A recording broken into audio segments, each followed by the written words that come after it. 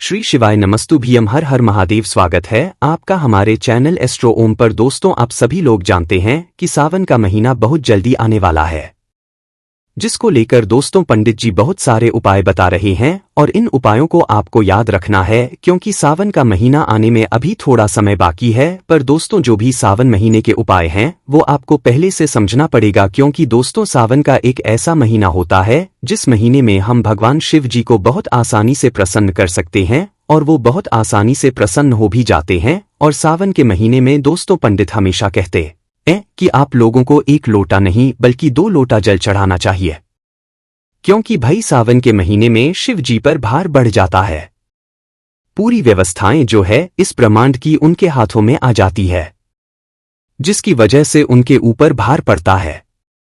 तो इसीलिए पंडित जी आप लोगों से कहते हैं कि जब भी सावन का महीना है, सावन का महीना शुरू हो तो 1 लोटा नहीं 2 लोटा जल आप लोग चढ़ाना यहां पर शुरू करो। और इसी के साथ में दोस्तों, आप सभी लोग जानते हो कि विदिशा के आखिरी दिन की कथा में सावन के महीने में ही किया जाने वाला एक ऐसा उपाय बताया जो कि पहले कभी नहीं बताया है, और ये उपाय थोड़ा अलग है और अनोखा भी है। और दोस्तों, ये वाला उपाय आखिर आपको करना क्या होता है, सबसे पहले हम आपको वो बता देते हैं। तो देखो, ये जो उपाय है ये उन लोगों के लिए है जिनकी किसी प्रकार की मनोकामना है या किसी प्रकार की जो दुख और परेशानी है वो लंबे समय से चलती आ रही है, वो पूर्ण ही नहीं हो रही है ना उनकी दुख और परेशानी दूर नहीं हो रही है, उनकी मनोकामना पूर्ण नहीं हो रही है, या किसी भी प्रकार का ऐसा काम है जो कि पूरा नहीं हो रहा है। ये कह सकते हो कि भाई विषम परिस्थिति ऐसी बन गई है कि भाई उस चीज से आप लोग बाहर ही निकल पा रहे हो, आपके काम बिगड़ते ही जा रहे हैं, बन ही नहीं रहे हैं। तो भाई अपनी किसी भी प्रकार की मनोकामना के लिए या किसी भी प्रकार की दुख और समस्या से छुटकारा पाने के लिए आप लोगों को एक बार पंडित जी द्वारा बताया गया ये 5 बेलपत्र वाला उपाय जरूर करना चाहिए। अब आप ये सुनकर बिल्कुल वापस मत जाना कि भाई 5 बेलपत्र वाला उपाय तो हमने पहले भी सुना है, ये उपाय बिल्कुल नया है 5 बेलपत्र वाला। और आप सभी लोगों को हम हमेशा बोलते हैं कि पंडित जी कोई नया उपाय बताते हैं तो जो लोग उन उपायों को उस उपाय को पहले करते हैं सही तरीके से, तो भाई उस उपाय को करने का फल उन व्यक्तियों को, उन भक्तों को बहुत जल्दी और बहुत बड़ा होकर मिलता है, क्योंकि वो उपाय बिल्कुल नया बताया हुआ होता है, पंडित जी ने है ना। और जो भी उपाय पंडित जी बताते हैं वो गीता प्रेस गोरखपुर शिव महापुराण कथा से निकालकर ही बताते हैं, अपने मन से वो कुछ भी नहीं बताते हैं ना। ये बात भी हम आप लोगों को बता देते हैं। तो दोस्तों, इस 5 बेलपत्र वाले उपाय में आखिर आपको करना क्या है, करना है किस समय करना है, कहां पर करना है, ये सारी जानकारी हम लोग इस वीडियो में जान लेते हैं। तो सबसे पहले चीज दोस्तों, ये जो 5 बेलपत्र वाला उपाय है ये विशेष रूप से पंडित जी ने सावन महीने के पहले बताया है। तो आप ये कह सकते हो कि भाई ये वाला जो उपाय है ये सावन महीने का विशेष उपाय है, तो इस उपाय को आप लोगों को सावन महीने में विशेष रूप से करना ही करना है। कब करना है? तो देखो, इस उपाय को आप सावन महीने में किसी भी दिन कर सकते हो, पर सावन महीने के कुछ विशेष दिन होते हैं, जैसे कि सोमवार के दिन सबसे बड़ा दिन होता है, सावन सोमवार का है ना। इसके साथ में प्रदोष का दिन भी होता है, शिवरात्रि का दिन भी होता है जो कि मासिक शिवरात्रि होती है, जो कि बहुत बड़ी शिवरात्रि मानी जाती है सावन महीने की। तो भाई ऐसे कुछ विशेष दिनों पर अगर आप लोग यह 5 बेलपत्र वाला उपाय करोगे तो सी बात है कि भाई आपकी जो भी मनोकामना है, जो भी दुख और परेशानी है, आपको उससे बहुत ही जल्दी छुटकारा मिल जाएगा। और आपके जो भी काम नहीं हो पा रहा है भाई, आपका वह काम भी जरूर हो जाएगा। ठीक है, तो हम जानते हैं कि इस 5 बेलपत्र वाले उपाय को आखिर आपको करना किसको है। तो सबसे पहली चीज ये वाला उपाय उस व्यक्ति को करना है जिस व्यक्ति को अपनी किसी भी प्रकार की मनोकामना या दुख और परेशानी भगवान शिव जी से दूर करवानी हो। ठीक है, अगर आप लोग इस उपाय को अपने घर की सुख और शांति के लिए करना चाहते हो तो फिर घर में से कोई एक बड़ा सदस्य इस उपाय को कर सकता है। वह माताओं बहनों में से विशेष रूप से कोई एक हो सकता है। अगर माताएं बहनें ना कर पा रही हो तो वे घर का कोई जो बड़ा पुरुष हो भाई, वो भी ये वाला उपाय कर सकता है। अगर आप लोग अपने पूरे घर परिवार के लिए सुख और शांति के लिए ये वाला उपाय कर रहे हो तो घर में से कोई एक उपाय करेगा तो उसके घर परिवार को सफाई करने का फल मिल जाएगा। बाकी अगर आप लोग अपनी पर्सनल मनोकामना के लिए, पर्सनल दुख और समस्या के लिए उपाय कर रहे हो तो वो आपको खुद ही करना पड़ेगा। तो करना क्या है दोस्तों? सबसे पहले चीज 5 बेलपत्री वाला उपाय है। तो 5 बेलपत्र तो हमें इसमें लगेंगे ही लगेंगे। अब ये 5 बेलपत्र आप लोग लेकर कहाँ से आओगे? तो देखो ये 5 जो बेलपत्र है ये आपको अपने परिश्रम से लानी पड़ेगी। वैसे दोस्तों आप लोग हमेशा सुनते होंगे पंडित जी के मुंह से कि अगर आप लोगों को बेलपत्र ना मिले तो शिवलिंग के ऊपर से उठा लाया करो, तो वो चीज भी सही होती है। पर दोस्तों जब आप अपने परिश्रम से वह बेलपत्र लेकर आते हो जो आप उपाय में प्रयोग करने वाले हो या शिवजी पर चढ़ाने वाले हो, तो उससे भगवान शिवजी ज्यादा प्रसन्न होते हैं, क्योंकि आपने मेहनत करी है, आपने पैसा खर्च किया है, दुकान तक गए होंगे या पेड़ तक गए होंगे उस बेलपत्र को तोड़ने के लिए।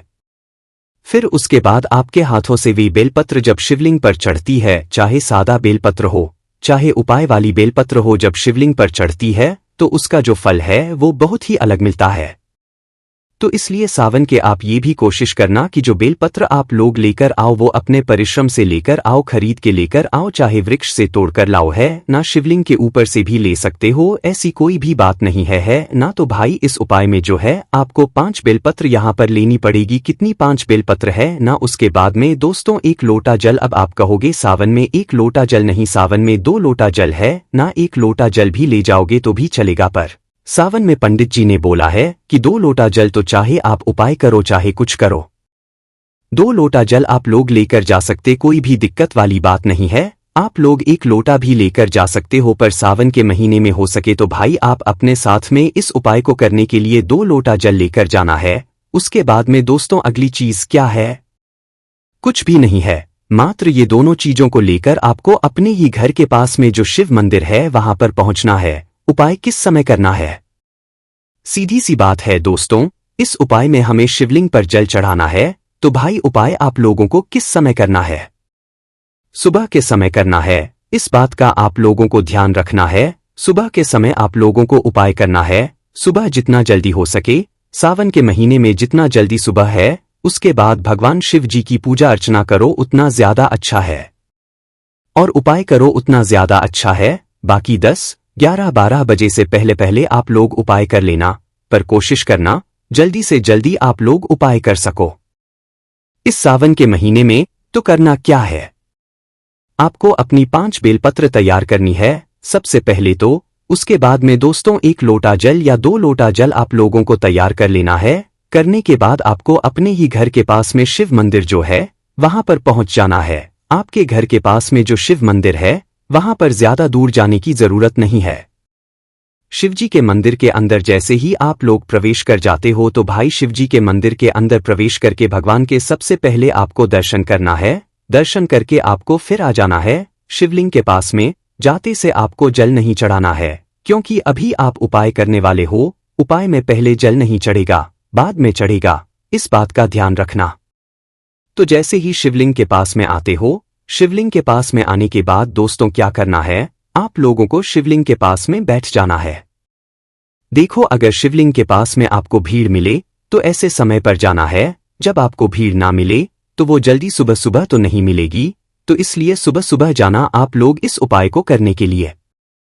तो सुबह सुबह पहुंचकर सबसे पहले शिवलिंग के पास में बैठ जाना और अपनी वह उपाय की 5 बेलपत्र को निकाल लेना। अब 5 बेलपत्र को जैसे ही निकाल लेते हो तो उसके बाद में दोस्तों आप एक स्थान का पता कर लो जो कि है माता अशोक सुंदरी जी का स्थान। अब दोस्तों इतने सारे हम उपाय आपको बता चुके हैं, तो सभी लोगों को पता है कि माता अशोक सुंदरी का स्थान कहां पर होता है। तो एक बार आप हमें कमेंट करके जरूर बताना कि माता अशोक सुंदरी जी का स्थान कहां पर होता है। तब भी हम आपको बता देते हैं कि जो जलाधारी होती है बिल्कुल बीचों बीच में जो स्थान होता है, जहां पर ज्यादातर जो है नाग देवता बने हुए होते हैं, या मोटी सी कहीं कहीं आपको किसी शिवलिंग में लाइन दिख जाती है, तो जलाधारी का जो बीचों का बीच बीच का हिस्सा होता है वो पूरा माता जी का स्थान होता है। तो आपको क्या करना है, उस बीच वाले हिस्से को देख लेना है ना, माता अशोक सुंदरी वाले स्थान को देख लेना है। अब आपको अपनी 5 बेलपत्र निकाल लेना है। अब ये जो 5 बेलपत्र है ये आपको लाइन से समर्पित करना है, एक के ऊपर एक समर्पित नहीं करना है।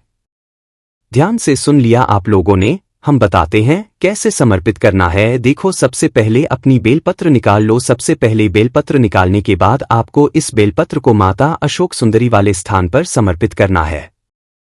बीच वाली बड़ी पत्ती का मुख शिवलिंग की तरफ होना चाहिए।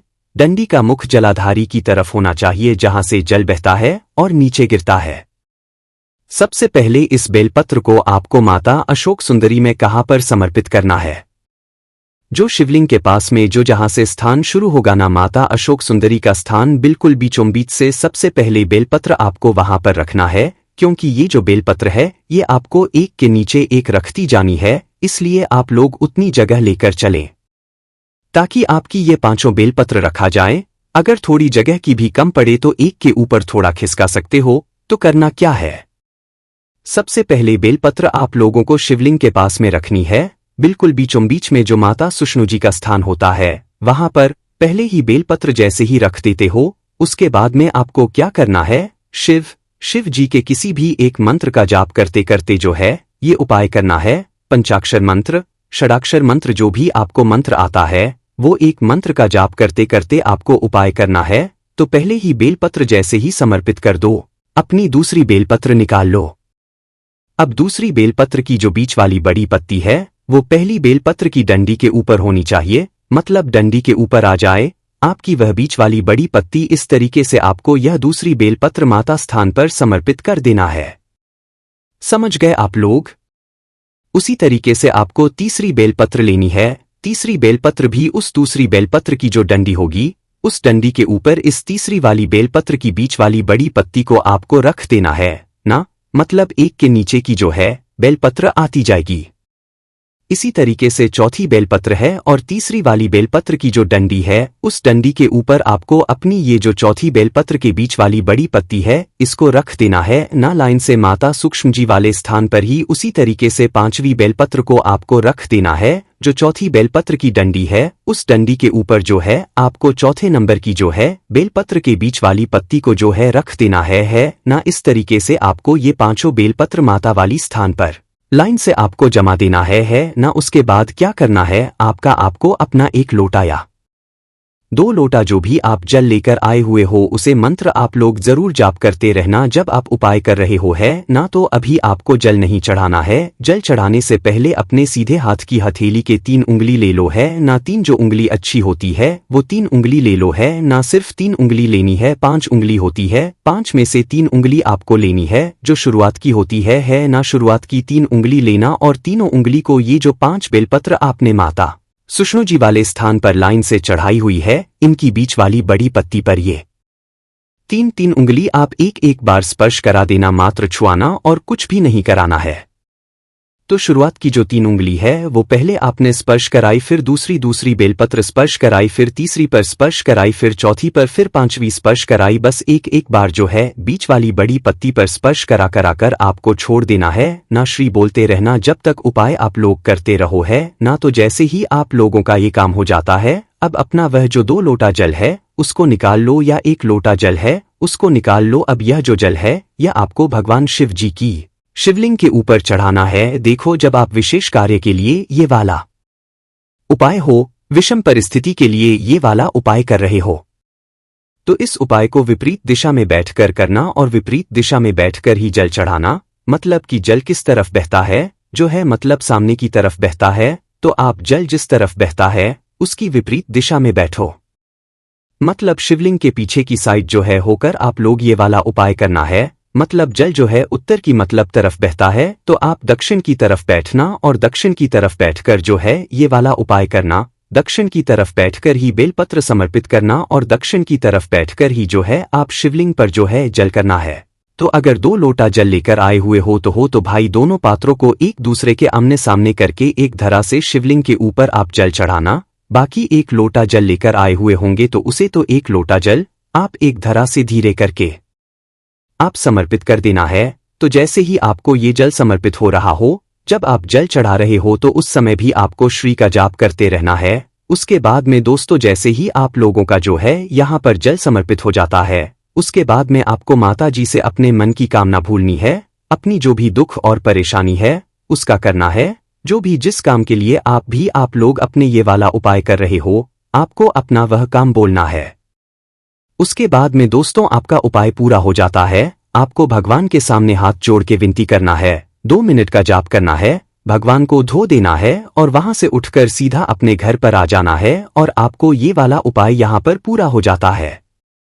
इस उपाय को करने के बाद दोस्तों 2 से ढाई महीने के अंदर आप लोगों का जो भी काम होगा, जो भी कार्य होगा वही वो पूरा होना शुरू हो जाएगा। 2 से ढाई महीने के अंदर या उससे भी पहले या ये कह लो सावन के महीने में ही आप लोग इस उपाय को करने का फल मिलना शुरू हो जाएगा। तो ये बहुत ही विशेष उपाय है, बिल्कुल नया उपाय है। आप लोग बिल्कुल सावन के महीने में इस वाले उपाय को करना। बाकी दोस्तों अगर इस उपाय को करने में आपको कोई भी दिक्कत, समस्या, परेशानी आती है तो उसे आप हमसे कमेंट करके पूछ सकते हैं। श्री शिवाय नमस्तुभ्यम। हर हर महादेव।